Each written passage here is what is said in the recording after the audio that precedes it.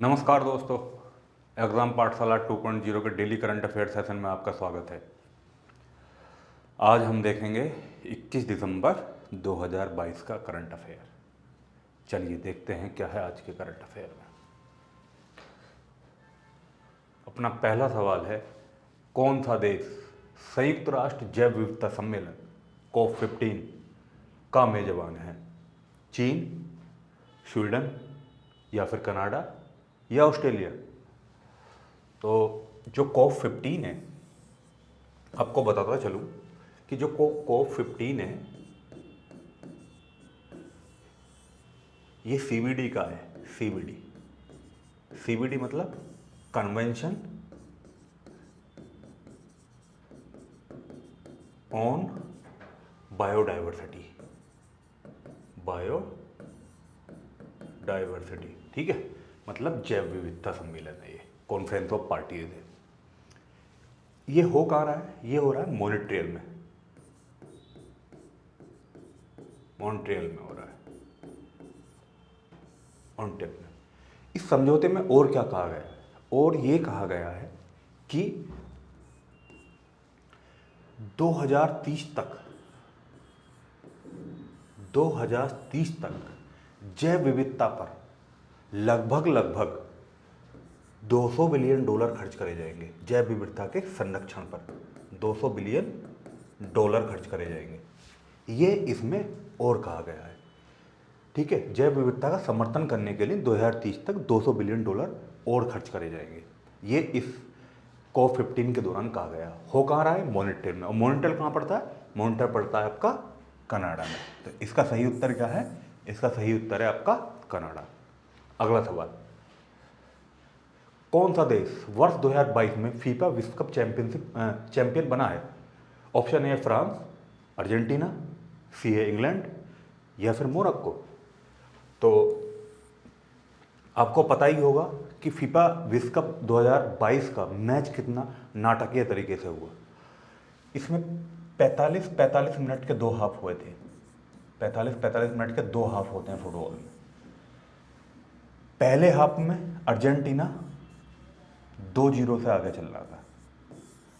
दूसरे हाफ में फ्रांस की टीम भी फाइनल खेल रही थी, तो स्कोर हो गया 2-2 की बराबरी। फ्रांस और अर्जेंटीना का 2-2 की बराबरी हो गई। अब होता क्या है, जब 2-2 की बराबरी हो गई तो रेफरी ने 30 मिनट का टाइम दोनों को एक्स्ट्रा दिया। 30 मिनट का टाइम एक्स्ट्रा दिया। 30 मिनट में 15 मिनट के 2 हाफ, 15 मिनट और 15 मिनट, 15 मिनट के 2 हाफ दिए गए, जिसमें 1 गोल अर्जेंटीना ने करा और 1 गोल आपका फ्रांस ने करा। फिर स्कोर बराबर हो गया, कितना? 3-3 बराबर हो गया। अब क्या हुआ, जब 3-3 बराबर हो गया, मैच का कोई भी नतीजा नहीं निकला, उसके बाद क्या हुआ, रेफरी ने पेनल्टी दी।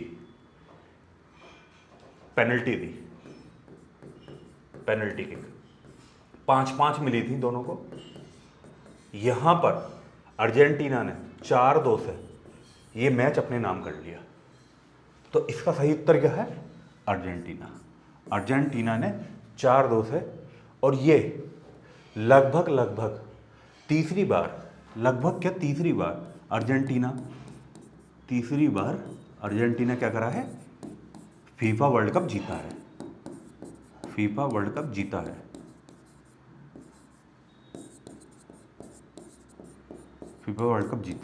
तीसरी बार। तो इसका सही उत्तर क्या है? अर्जेंटीना। अगला सवाल देख लेते हैं। हाल ही में खबरों में रही सेला दर्रा सुरंग किस राज्य में स्थित है? ऑप्शन है उड़ीसा, अरुणाचल प्रदेश, पश्चिम बंगाल या फिर असम। तो सेला दर्रा सुरंग का नाम याद रख लेना। अभी क्या कर रहा है? ब्रो, वो वाला ब्रो नहीं, ब्रोदर वाला। ये ब्रो का मतलब है बॉर्डर रोड ऑर्गेनाइजेशन।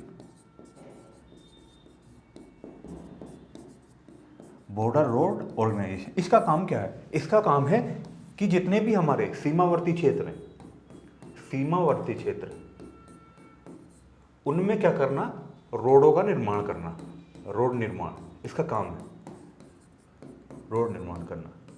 तो अभी क्या है कि हर मौसम में कनेक्टिविटी देने के लिए, कोई सा भी मौसम हो, चाहे सर्दी हो, गर्मी हो या फिर हो बरसात, कोई से भी मौसम में सीमा तक, चाइना सीमा तक, चीन की सीमा तक कनेक्टिविटी देना, जोड़ना,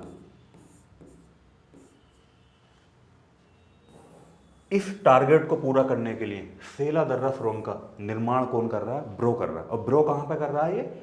ये कर रहा है आपका अरुणाचल प्रदेश में। इसका सही उत्तर क्या है? अरुणाचल प्रदेश में। अगला सवाल देख लेते हैं। रायतू बंधु किस भारतीय राज्य ओब्लिक केंद्र शासित प्रदेश की प्रमुख योजना है? ए केरल, बी तेलंगाना, सी कर्नाटक, डी उड़ीसा। तो रायतू बंधु, इसके अंदर की चीज देख लेते हैं। रायतू बंधु क्या है? रबी की फसल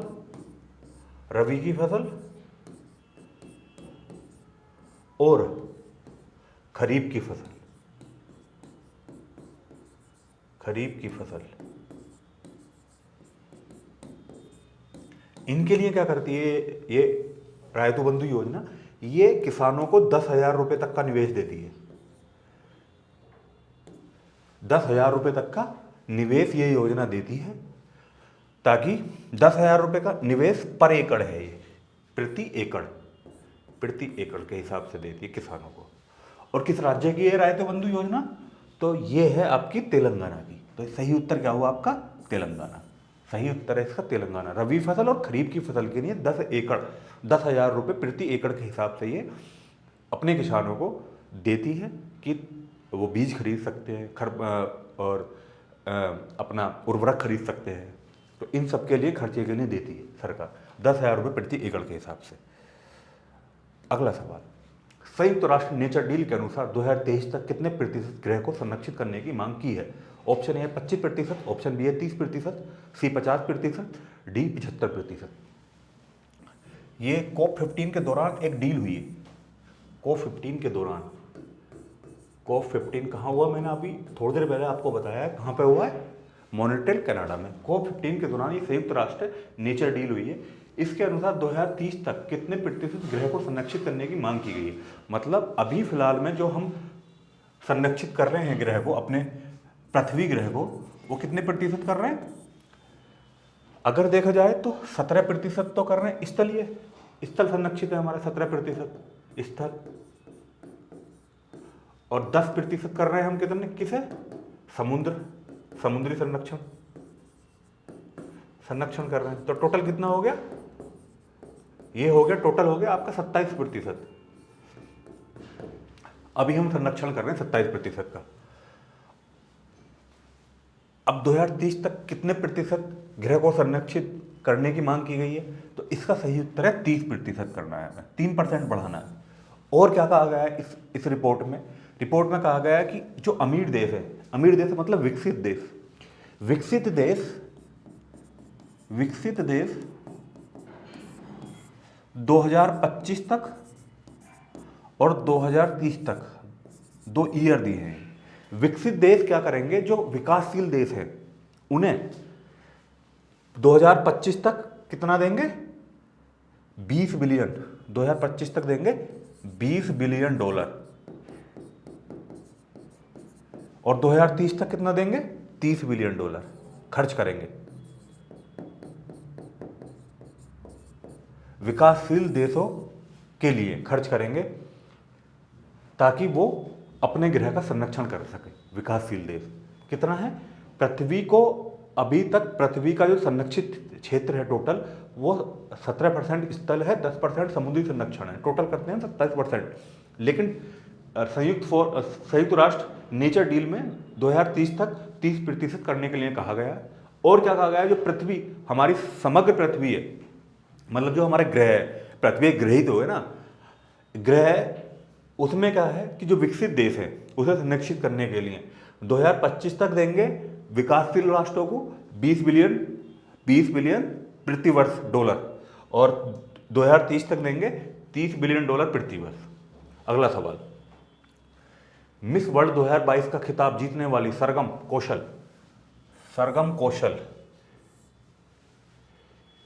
किस देश किस देश है ये, देश से है, किस देश से है?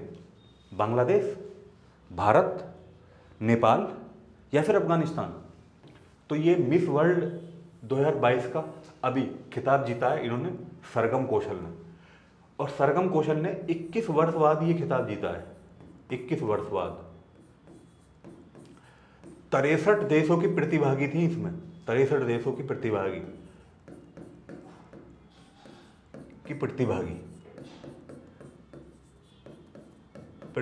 थी जिन्होंने इसमें पार्टिसिपेट किया था।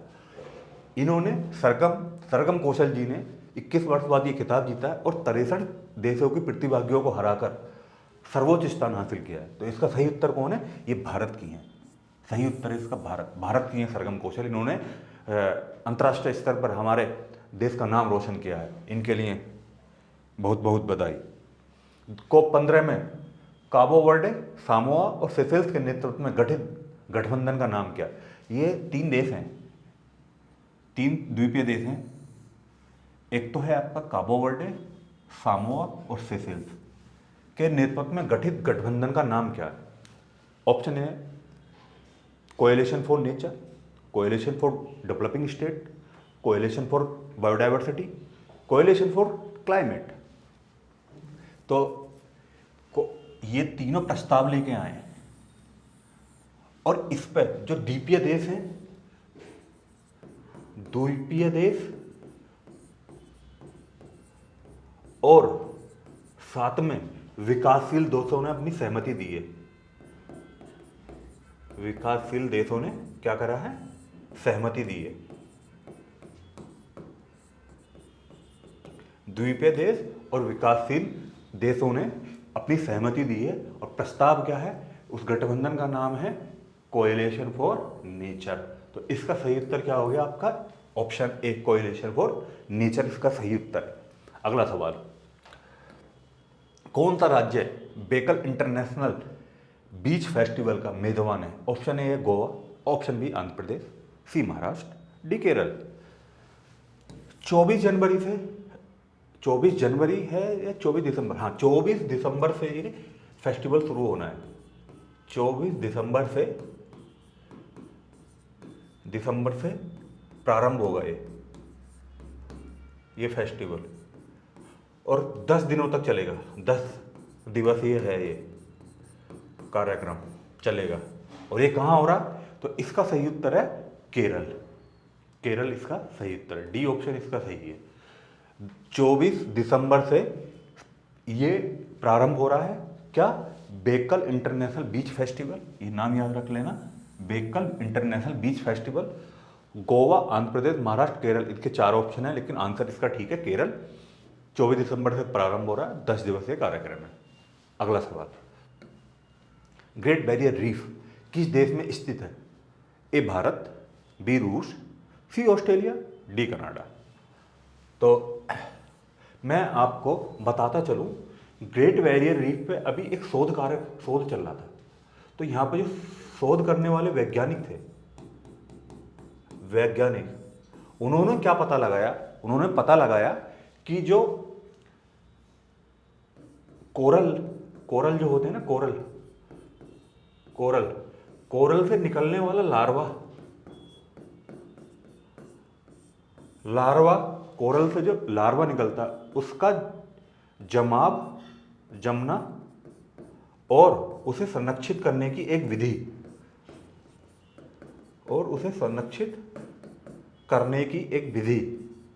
की खोज की है।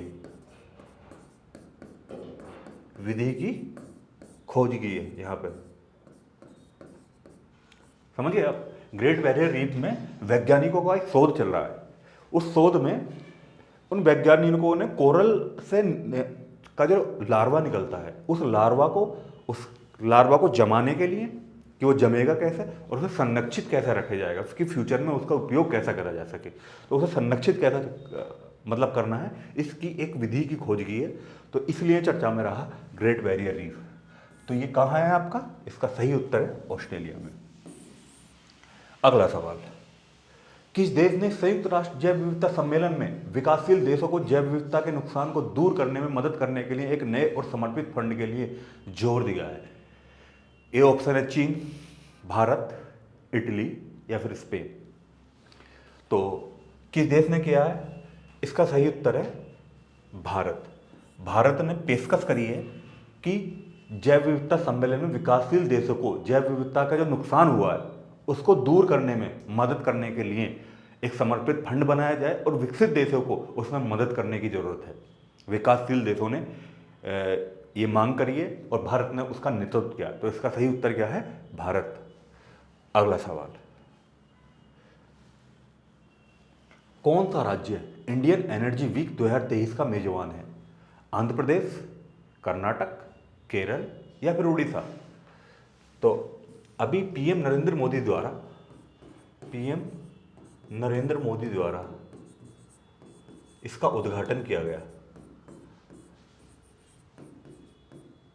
उद्घाटन किसका? इंडिया एनर्जी वीक 2023 का उद्घाटन किया गया पीएम नरेंद्र मोदी द्वारा। और इस आयोजन की मेजबानी कौन कर रहा है? मेजबानी कर रहा है बेंगलुरु। मेजबानी कौन कर रहा है इस इंडियन एनर्जी वीक 2023 की? बेंगलुरु कर रहा है। तो इसका सही उत्तर क्या है? इसका सही उत्तर है कर्नाटक। कर्नाटक इसका सही उत्तर है। इंडियन एनर्जी वीक 2023 का मेजबान कौन है? कर्नाटक। बेंगलुरु कर्नाटक में ही पड़ता है। अगला सवाल, हाल के आंकड़ों के अनुसार इस वित्तीय वर्ष में 2022 तक सकल प्रत्यक्ष कर संग्रह ग्रोस डायरेक्ट टैक्स कलेक्शन कितना है? ऑप्शन ए 3.63 लाख करोड़ रुपए, 13.63 लाख करोड़ रुपए, 43.63 लाख करोड़ रुपए या फिर 73.63 लाख करोड़ रुपए। तो हमारा सीबीडीटी जानते हो, CBDT central board for direct taxes, central board for direct taxes, CBDT की फुल फॉर्म है। क्या है? Central board for direct taxes. उनका ये आंकड़ा है और उन्होंने अपने आंकड़े में कहा है कि इस वित्तीय वर्ष में 2022 में जो हमारा प्रत्यक्ष कर संग्रह डायरेक्ट टैक्सेस है उसका जो कलेक्शन है वो 13.63 लाख करोड़ रुपए है। और जो हमारा टारगेट था वित्तीय वर्ष 2022 में जो बजट का टारगेट है कि हमें इतना टैक्स लेना है, मतलब इतना टैक्स एकत्रित करना है इस साल, इससे डायरेक्ट टैक्स है, उसका 80% है। तो इसका सही उत्तर है 13.63 लाख करोड़ रुपए। अगला सवाल, केंद्रीय उपभोक्ता संरक्षण प्राधिकरण CCPA की स्थापना किस वर्ष हुई थी? ऑप्शन ए 2000, ऑप्शन बी 2005, 2010 या फिर 2020। यही चर्चा में क्यों रहा CCPA? CCPA की फुल फॉर्म देख लेते हैं हम। CCPA की फुल फॉर्म देख लेते हैं। CCPA है क्या? CCPA की फुल फॉर्म है सेंट्रल कंज्यूमर, सी से सेंट्रल कंज्यूमर, पी से क्या आता है? पी से है अपना प्रोटेक्शन, ए से आता है अपना अथॉरिटी।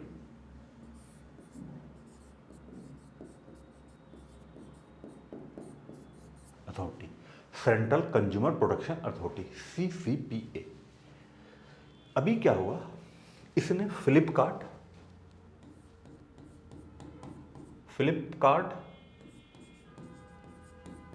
और मीशो.com, एक साइट है मीशो.com,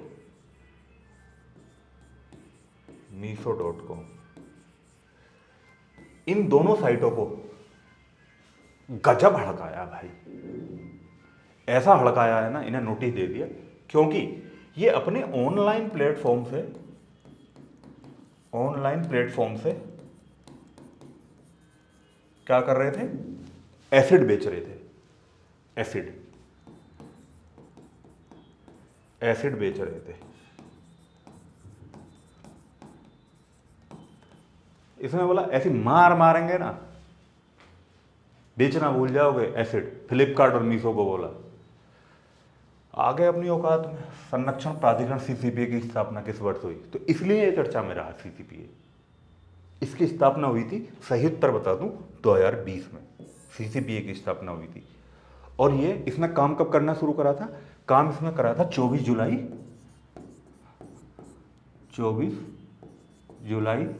2020 से इसने काम करना शुरू करा था। सही उत्तर क्या है? 2020 से। गजब मार मारी है इन्हें। अगला सवाल, दक्षिण कोरिया और जापान के अनुसार किस देश ने कोरिया प्रायद्वीप की ओर मध्य दूरी की 2 बैलिस्टिक मिसाइलें दागी हैं? ए अमेरिका, बी रूस, सी उत्तर कोरिया, डी यूक्रेन।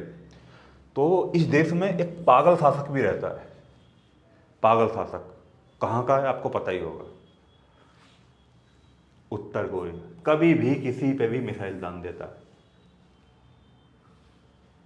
छोटा सा है, नाटा सा है, उसका नाम मुझे बताना आप मैसेज करके कि उत्तर कोरिया के कौन है वो।